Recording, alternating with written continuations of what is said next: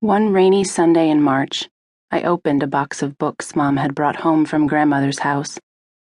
Although Grandmother had been dead for 5 years, no one had unpacked any of the boxes. They'd been sitting in the attic collecting dust, their contents a mystery.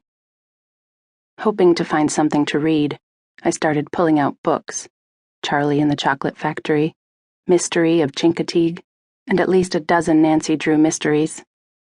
At 13, I'd long since outgrown Carolyn Keene's plots, but I opened one at random, The Bungalow Mystery, and began flipping the pages, laughing at the corny descriptions.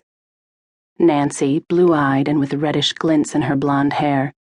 Helen Corning, dark-haired and petite. The two girls were in a small motorboat on a lake. A storm was coming, and soon they were in big trouble. Just as I was actually getting interested in the plot, I turned a page and found a real-life mystery, a torn photograph. In faded shades of yellow and green, Mom's older sister Dulcie grinned into the camera, her teeth big in her narrow face, her hair a tangled mop of tawny curls. Next to her, Mom looked off to the side, her long straight hair drawn back in a ponytail, eyes downcast, unsmiling, clearly unhappy. Dulcie was about 11, I guessed, and Mom 9 or 10.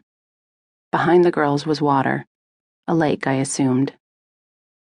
Pressed against Dulcie's other side, I could make out an arm, a shoulder, and a few strands of long hair, just enough for me to know it was a girl. The rest of her had been torn away.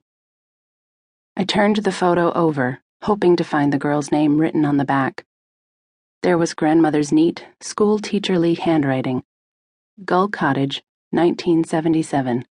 Dulcie, Claire, and... Like her face, the rest of the girl's name was missing. Alone in the attic, I stared at the arm and shoulder. T.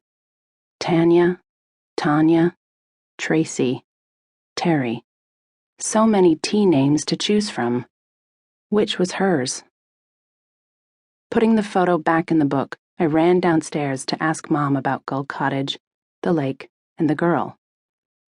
I found her in the kitchen chopping onions for the vegetable casserole she was fixing for dinner. Standing there, head down, she wore the same expression caught in the photograph. Not surprising. She always looked sad, even when she wasn't. I waved the photograph.